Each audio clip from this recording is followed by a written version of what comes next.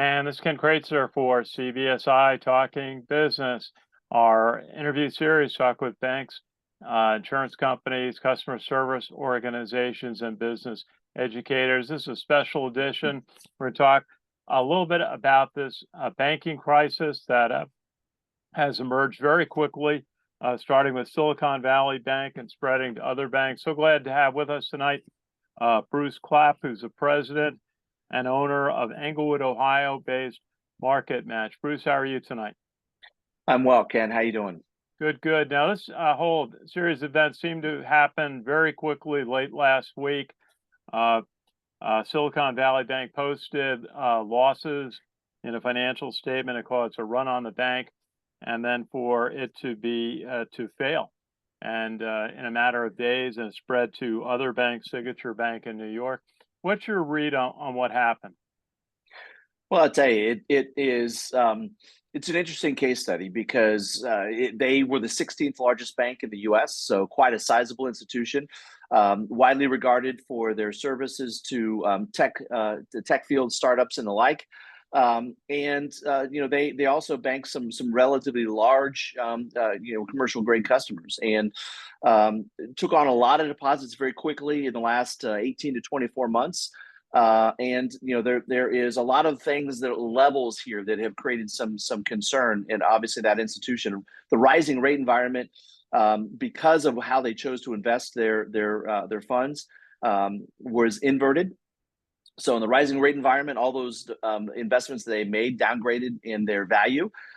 So they faced a pretty strong liquidity crisis and they chose to, sell a pretty significant portfolio at a pretty significant loss. And I think, things will emerge out of that situation that will identify why that situation really happened. But it's one of the things that Main Street can benefit from, because Main Street is a little bit more conservative, and Main Street is a little bit more cautious in what they do and how they structure things, and they don't get involved in large structured transactions and the like.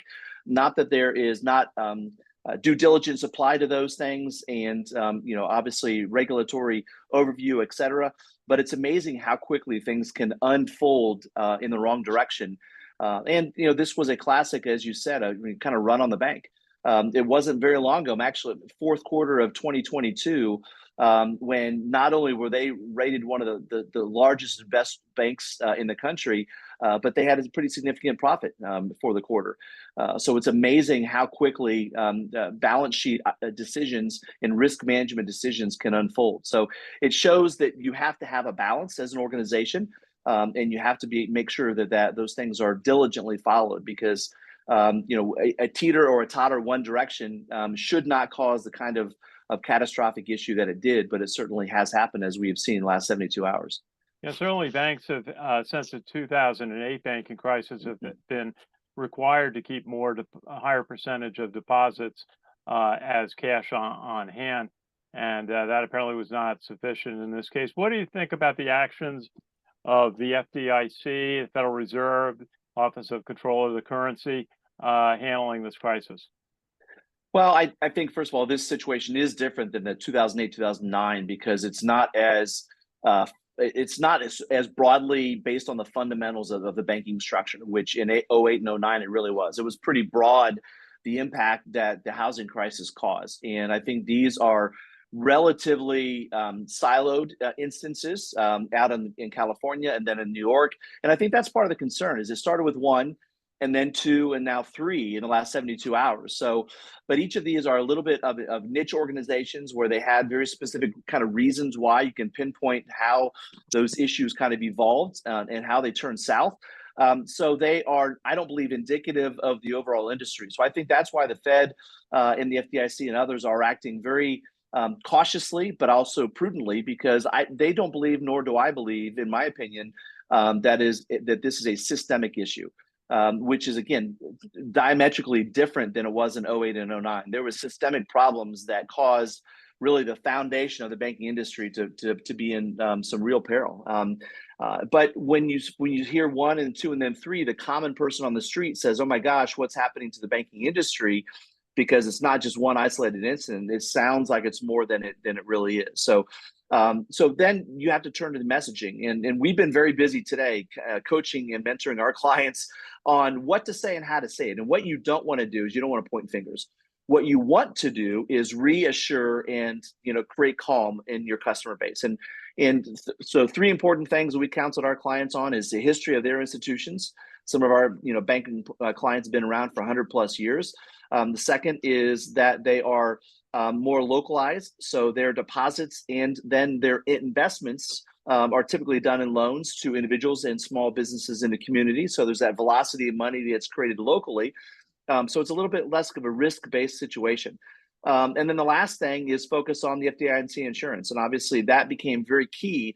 So not only is there a level of FDIC insurance, but how do I now go back and relearn how do I manage my FDIC insurance? Because, over the last 10 years, really, people have kind of ventured away from the importance of some of those due diligence factors of managing what your deposit base looks like. And then we started getting some questions today. What about if I have a payroll that is more than $250,000? What if I'm a payroll company and I bank all these clients that have significant payrolls? How am I going to manage these things and still manage FDIC insurance? Well, there are tools and techniques and strategies that are very prudent and very risk management oriented that are out there that we've been also counseling some of our clients to pay attention to. So again, right now it's about creating calm, kind of calming the waters and making sure that you focus on the stability message, the safety message, and the strength message to that. And we've done that through FAQs for staff members because those conversations happen at the teller line. Those conversations happen in the call center. They typically don't happen at the CEO level. So you have to arm those people with conversational information and tidbits of facts that they're probably not accustomed to hearing and knowing off the top of their tip of their tongue or the top of their head. So we have to arm the people that are having those kind of conversations that can quell the concerns of the customers at that point of contact. Yes, and one report had that social media was having an impact on this. The internet,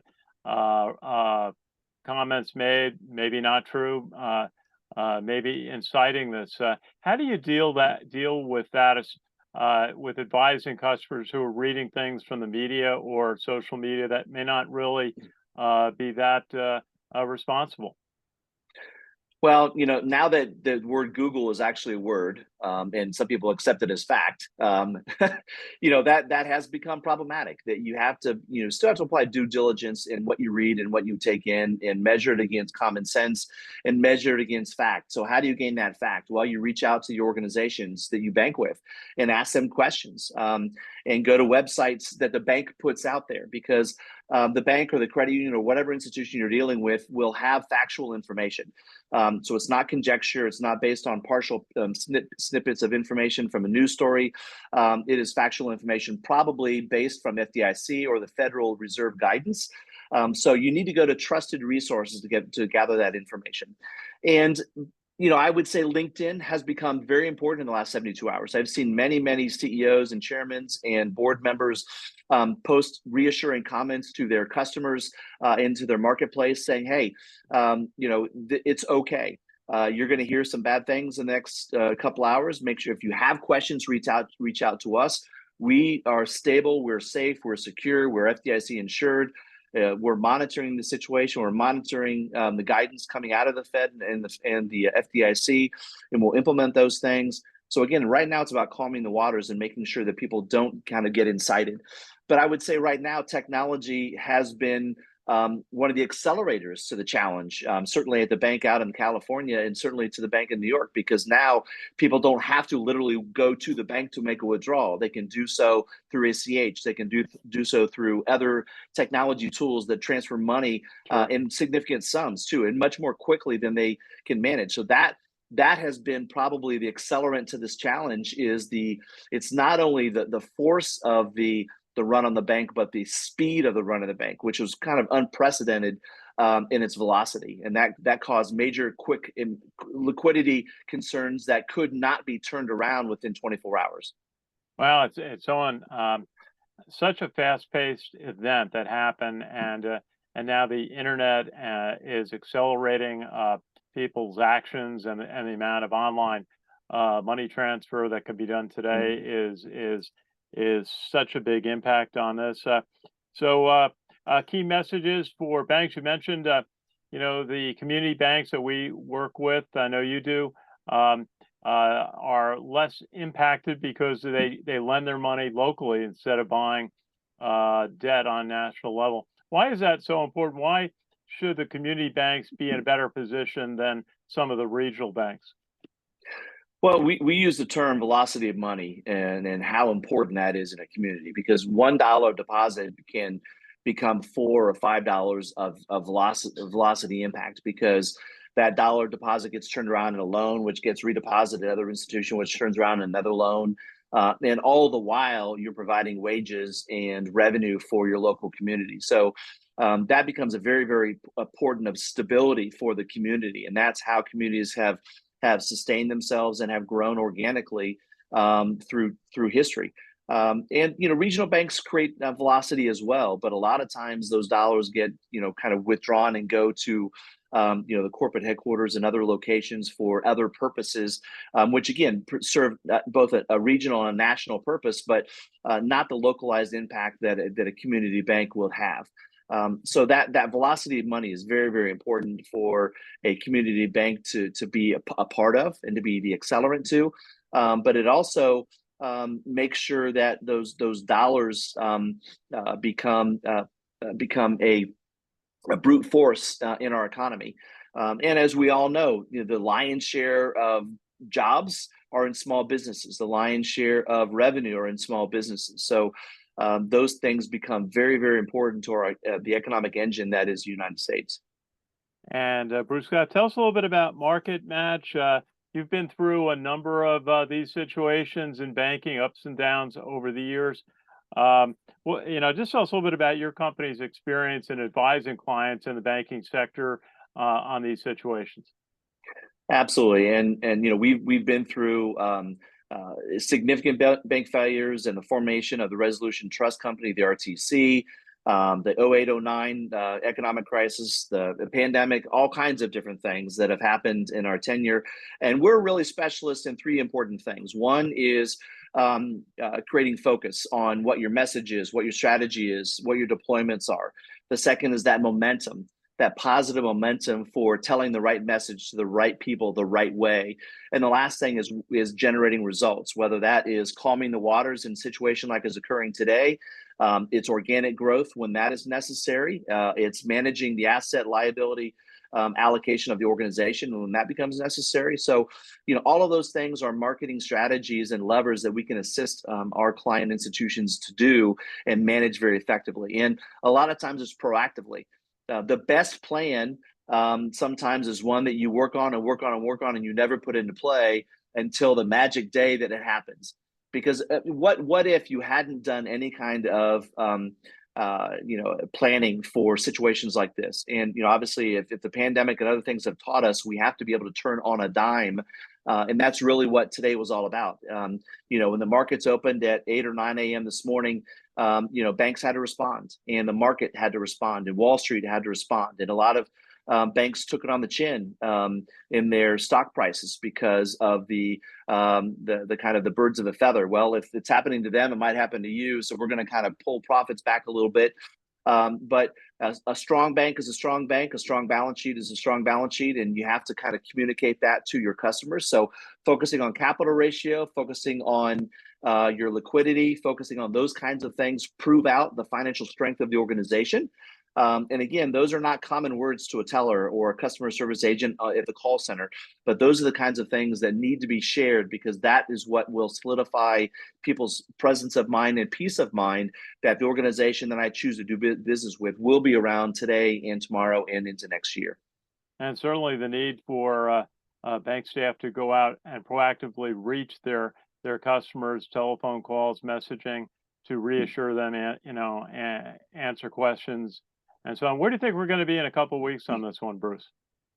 Well, I think there absolutely will be a ripple effect, because the ripple effect might be a little different than what people are thinking, however, because a lot of the startups and small businesses and technology companies that banked with the organization out west have become really part of the fabric of our economy. And if they face challenges and can't meet payroll and do things like that, we might see a ripple effect of that.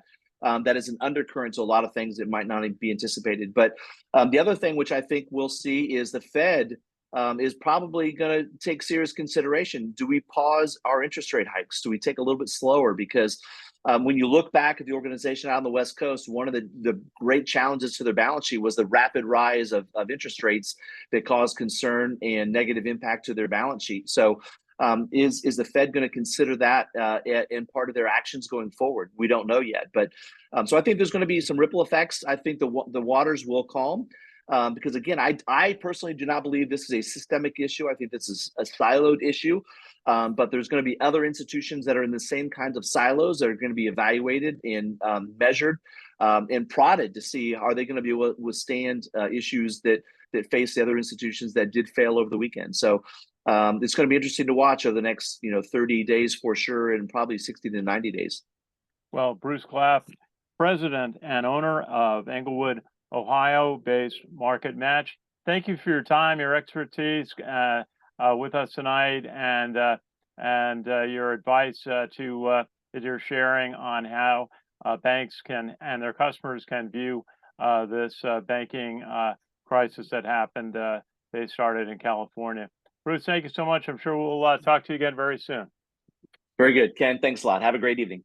Well, this is Ken Kraetzer for CBSI Talking Business, our interview program to highlight our team in Harrison, New York. We provide credit card insurance-based benefits to the payments industry. Thanks again to Bruce Clapp, and have a good evening, and thanks for watching.